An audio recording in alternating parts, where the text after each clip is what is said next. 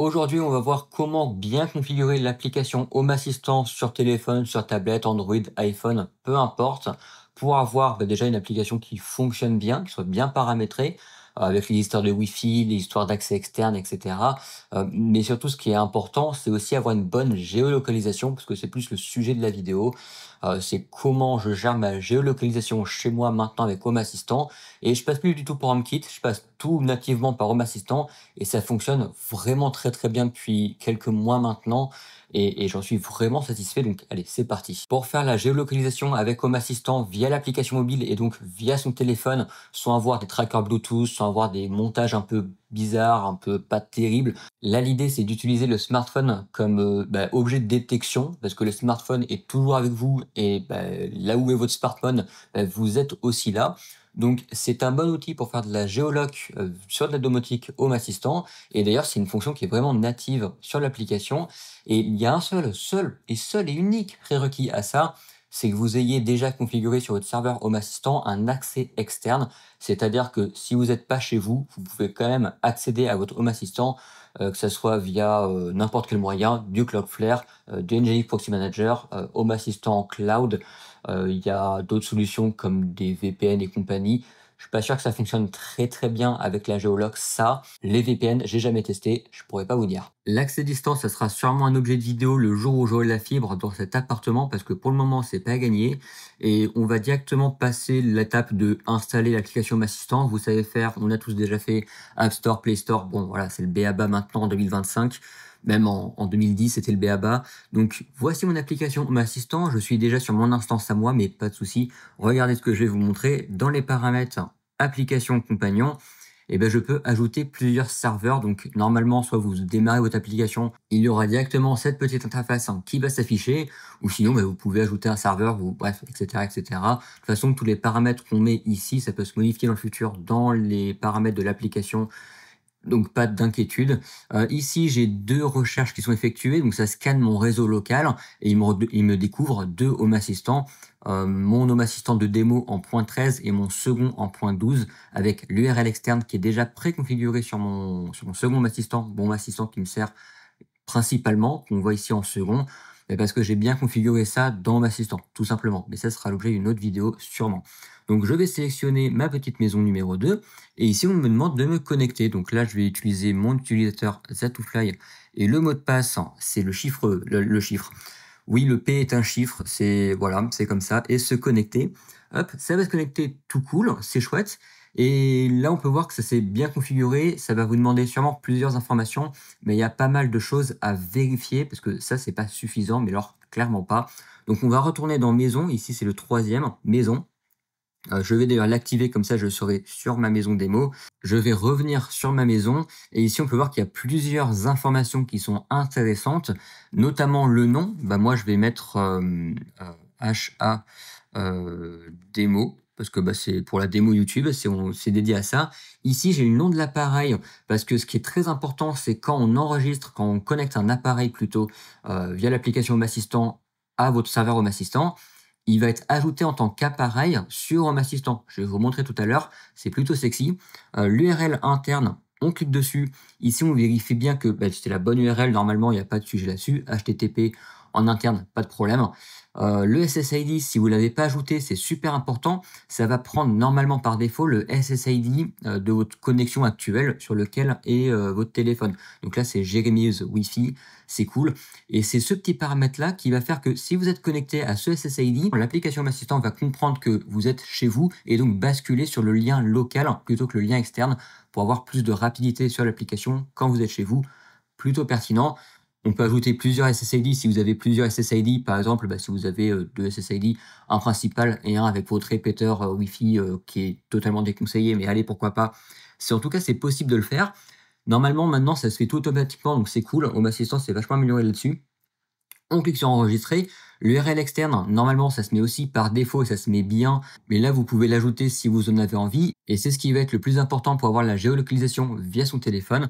Donc ici, on peut mettre https votre URL pour accéder à votre Home Assistant. Ça sera vraiment l'objet d'une autre vidéo. Mais ça sera nécessaire si vous voulez faire de la géoloc. Vraiment, c'est super important, sinon ça ne fonctionne pas. Ça, ok, je considère que vous avez déjà ça en tête et que vous savez de quoi on parle. Sur la vie privée, juste en bas, il y a deux paramètres intéressants. L'emplacement envoyé, il faudra que ce soit exact pour avoir la meilleure rapidité sur la géolocalisation, tout simplement. Et surtout, on a les capteurs envoyés. Et les capteurs, c'est tout ce qui va être au niveau de batterie du téléphone, géolocalisation, le mode focus, le nom du SSID auquel il est connecté, le réseau data mobile, et plein de paramètres à la con comme ça. Moi, je clique sur aucun parce que j'ai pas envie que ces informations remontent sur Home Assistant, parce que sinon ça génère beaucoup de capteurs pour pas grand chose, donc moi je supprime ça. Et comme je vous disais, si je regarde dans les appareils et services, si je regarde un tout petit peu en bas, on peut voir qu'on a application mobile. Si je clique dessus, on voit mon iPhone, et si je clique dessus, on voit tous les capteurs qui sont indisponibles, parce que j'ai dit que je voulais pas remonter les capteurs. Et surtout, on peut voir le diagnostic Jeremy's iPhone absent. Et ça, c'est chouette parce que ça va permettre de faire de la géolocalisation super simplement. D'ailleurs, au niveau des autorisations de géoloc sur votre téléphone pour l'application Home Assistant, il faudra que ce soit marqué à toujours et pas uniquement quand l'application est ouverte. Sinon, ça va mal fonctionner. Ça paraît assez évident, mais je préfère le rappeler quand même. On va retourner en arrière, en arrière, en arrière. Et je vais aller dans personne. Là, normalement, vous avez peut-être une seule personne, comme c'est le cas pour moi, ou deux, trois, quatre personnes dans votre logement. Et bien là, il suffira juste simplement d'associer votre appareil mobile à la bonne personne. Donc là, je clique sur That2Fly. C'est chouette, on a des choses intéressantes. D'ailleurs, fait important, mais l'accès local uniquement, faudra le décocher parce que sinon, si vous êtes en extérieur, vous ne pourrez pas accéder à votre Home Assistant. Bon, ça, c'est la base. Et surtout, ici, on peut voir que ça s'est fait même automatiquement. Mais ici, on a tout en bas sélectionné les appareils qui appartiennent à cette personne. Ça s'est fait automatiquement, mais vérifiez bien qu'il y ait bien votre appareil ici dans les entités. D'ailleurs, on peut mettre un appareil mobile, deux appareils mobiles, une tablette. Ça peut fonctionner aussi, même si je pense qu'il faut juste surtout avoir un seul appareil par personne. Parce que si la tablette elle reste à la maison, ça peut fausser les données de géologue, tout simplement. Donc là, je clique sur enregistrer, c'est cool. Et maintenant, il reste un troisième paramètre pour faire de la bonne géolocalisation bien fichue et ensuite passer aux automatisations. C'est tout simplement les zones. Donc si je regarde dans mes pièces, étiquettes et zones, j'ai mes différentes pièces, j'ai mes différentes étiquettes et surtout, je vais avoir mes différentes zones. Et là, vous me voyez venir, normalement, vous devez créer une zone maison qui est aussi créée normalement par défaut si vous avez bien configuré votre Home Assistant. Si c'est pas le cas, on va le faire ensemble. J'ai déjà une zone maison, mais on va simuler que j'en crée une de nouveau. On clique sur le petit bouton. Le nom, on peut appeler ça maison, c'est très bien. Si vous avez plusieurs maisons, vous pouvez aussi mettre plusieurs emplacements, ça fonctionne aussi. L'icône, on peut la laisser par défaut, on peut la modifier, peu importe. Et surtout, ce qui va être important, c'est la localisation sur la map. Alors là, je suis à Amsterdam, donc c'est très bien. Et donc ici, en fait, je vais juste venir déplacer mon petit curseur. Là, je déplace surtout le rayon et je peux déplacer mon petit curseur là où je veux. Donc, hop, je peux dézoomer. C'est un peu pénible parce que je peux pas mettre une adresse, mais je peux aller, par exemple, vers la France qui se situe par ici. Je vais mettre en plein milieu de la France et après, je vais venir petit à petit zoomer dans la carte et vraiment bien positionner ma maison. On peut voir qu'il y a La Roche ici. Je vais venir déplacer mon petit rond. La Roche, je vais zoomer encore et je vais réduire le paramètre, le champ d'action, là, le petit rayon, pour vraiment cibler vraiment ma maison. Et donc là, boum, on va dire que ça, c'est ma maison. Et là, je suis bien ciblé, c'est cool.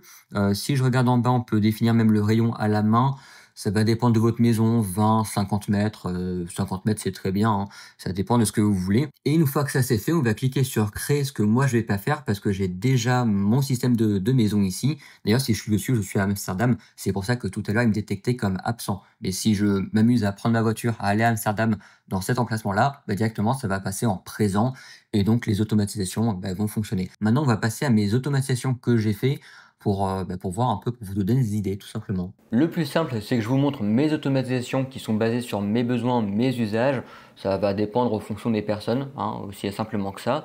On va aller dans les petits paramètres, dans les automatisations SN, et j'ai deux automatisations, une quand je rentre dans la maison et une quand je sors de la maison, sachant que ça, c'est adapté pour une seule personne.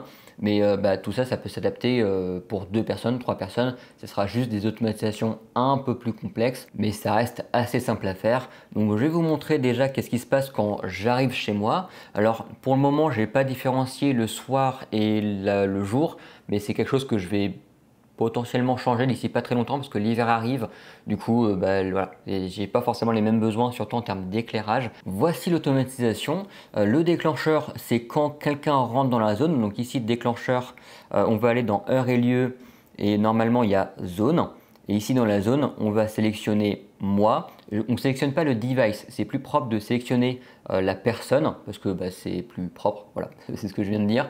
Donc je clique sur Jérémy et dans la zone, ici j'ai 2 zones, travail et maison. Je vais cliquer sur la zone maison et après dans les événements, c'est qu'est-ce que je fais quand la personne rentre dans la zone et qu'est-ce que je fais quand la personne sort de la zone.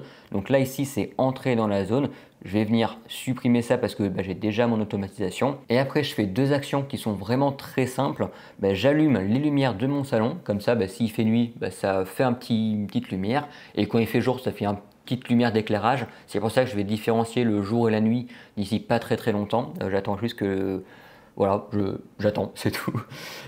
Et aussi, je déverrouille la surconnectée, la U200 d'Akara. Comme ça, vu que ma surconnectée est protégée par un portail qui arrive chez moi, puis est protégée par un autre portail pour garer la voiture, vraiment, il n'y a que 3 personnes vraiment qui peuvent rentrer chez moi, mes 2 voisins et moi-même. Niveau sécurité, c'est ok, il n'y a pas de problème à ça, mais dans beaucoup de situations, c'est pas quelque chose à faire.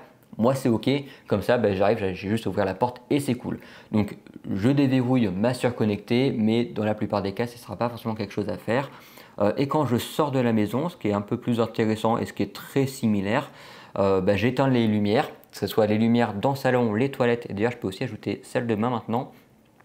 Tac, et je verrouille le salon, comme ça j'ai pas besoin de verrouiller ma porte automatiquement. Dès que je quitte la maison, hop, la serrure vient se verrouiller automatiquement. Et comme j'ai dit tout à l'heure, ici dans mon camp, dans le déclencheur en fait, c'est tout simplement l'inverse, c'est moi dans la zone maison, quand je quitte la zone maison, ça fait ces actions.